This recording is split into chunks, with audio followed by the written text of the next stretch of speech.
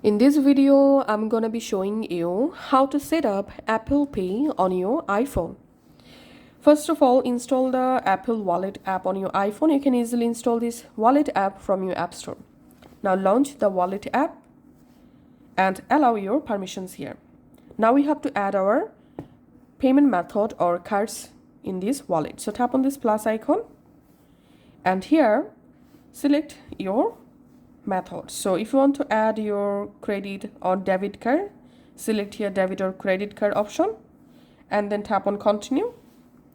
And now just go ahead and place iPhone on card. You can just place your card just like this to automatically add or scan your cards in your iPhone wallet. Or you can just tap on enter card details manually, then enter here your name, enter your card number, and then tap on continue and go ahead and connect your card with your Apple Wallet.